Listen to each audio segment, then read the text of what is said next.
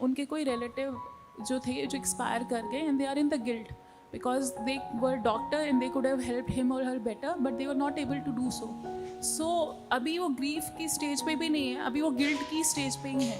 So how can we help him? भक्ति परेशानुभाव विरक्ति. भक्ति से अनुभव आते हैं कि हम कंट्रोलर नहीं हैं. जितना मर्जी हम प्रयास कर ले हमारे हाथ में कुछ नहीं है. क्या अमेरिका में लोग नहीं मरते हैं? The best of the facilities, the best of doctors, best of hospitals, best of medicine. क्या कुछ नहीं है? उसके बाद भी जब कोरोना का हाहाकार मचा तो हर जगह मचा. तो केवल ऐश्वर्य होने से, कुछ उपाधियां होने से, कुछ फैसिलिटीज होने से मृत्यु से बच नहीं पाएंगे हम.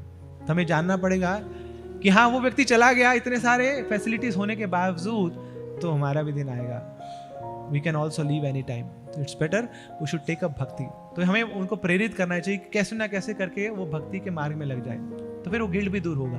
जब वो समझ जाएंगे कि नहीं, मैं कंट्रोलर नहीं हूँ, मेरे हाथ में है ही क्या. मैं छोटा सा घर बना सकता हूँ, रिमोट को कंट्रोल कर सकता हूँ, टीवी को कंट्रोल कर सकता हूँ.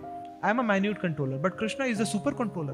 बड़े बड़े वो ग्रहों को चला रहे हैं अपने ऑर्बिट्स में. सोचिए अर्थ का मास कितना है?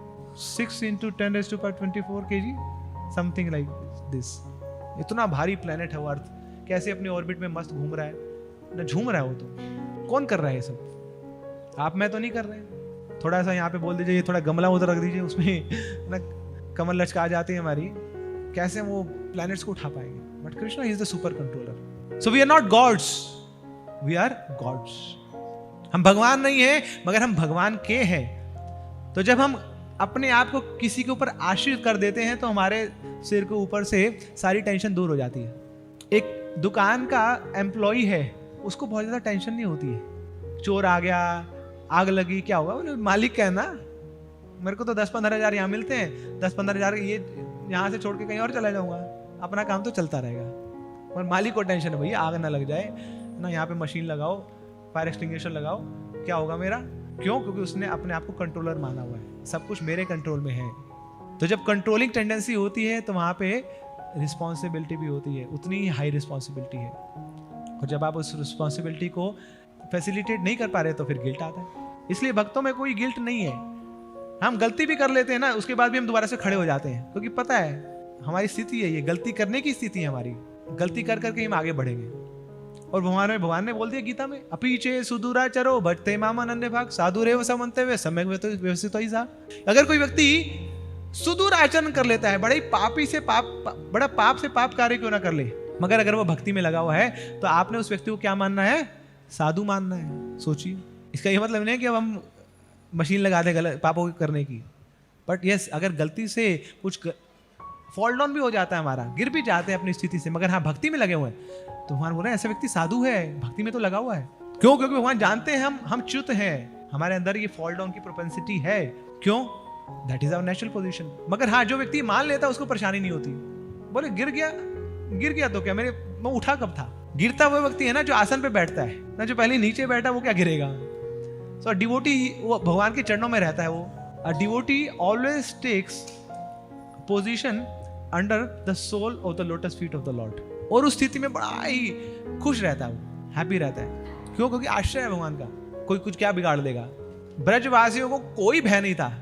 इंद्र ने पूरा अपना मीटर चालू कर दिया, पूरा फुल स्पीड पे, बड़ा खूब बारिश कर रहा है, मगर ब्रजवासी सब वहां पे भगवान को निहार रहे हैं. 7 दिन 7 रात बिना खाए पिए, सब बड़े खुश हैं, प्रसन्न हैं. किसी को कोई टेंशन नहीं हो रही कि उनके घरों का क्या होगा ना, उनके कार्ड्स का क्या होगा, उनके घर में जो धन पड़ा है उनका क्या होगा. अरे भगवान है ना, हम तो उन पे निर्भर है, वो ध्यान रखेंगे हमारा.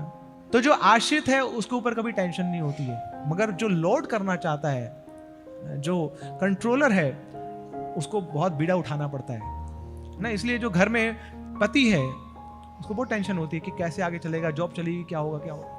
बच्चों को क्या, मस्त है भैया, हमें तो खिलौना चाहिए, पापा कहीं से लाओ, चोरी करके लाओ, कहीं से लाओ, हमें टॉफी चाहिए.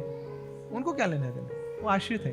तो ये आनंद है किसी के ऊपर डिपेंड होने का, और ये आनंद भगवान हमें देना चाहते हैं, मगर हम बोलते नहीं, हम भी तो कुछ हैं, मैं हूं ना. तो ये आवाजों के कारण ही हम लोग फंस जाते हैं. और यही कारण हमारे भौतिक संसार में आने का, to become independent of the lord. और यहाँ पे आके भी हम भगवान के ऊपर आश्रित नहीं होना चाहते, तो ये गिल्ट कभी नहीं जाने वाली। अगर हमने भक्ति का सहारा नहीं लिया तो हमेशा इस गिल्ट में रहेंगे। कुछ भी गलत हुआ लाइफ में तो गिल्ट करेंगे, अपने ऊपर गिल्ट करेंगे या किसी को और ब्लेम करेंगे, यही चलता है बस। सही तो कुछ होने वाला है नहीं, पदम पदम च विपदम, इसलिए गिल्ट बना रहता है, एक दूसरे के प्रति द्वेष ईर्ष्या बनी रहती है, ब्लेम गेम चलता रहता है और हम कभी खुश नहीं रहते। खुश कौन है? कृष्ण भक्त बिंदास, बाकी सब उदास, क्योंकि सब है माया के दास। तो जो भी माया का दास बना रहेगा वो हमेशा कष्टों में रहेगा, दुखों में रहेगा। भुक्ति मुक्ति सिद्धि कामी सकली अशांत, कृष्ण भक्त निष्काम अतैव शांत। कि जो भी भुक्ति की इच्छा कर रहा है, मुक्ति की इच्छा चाहता है, मुक्ति चाहता है, सिद्धियां चाहता है, जो काम को परिपूर्ण करना चाहता है, वो हमेशा क्या रहेगा? अशांत रहेगा। मगर devotee is always in the mode of goodness, satisfied, peaceful. क्यों? निष्काम है, निस्वार्थ है। बोले ठाकुर जी जैसा मुझे रखना चाहेंगे मैं रह लूंगा, मेरा है ही क्या।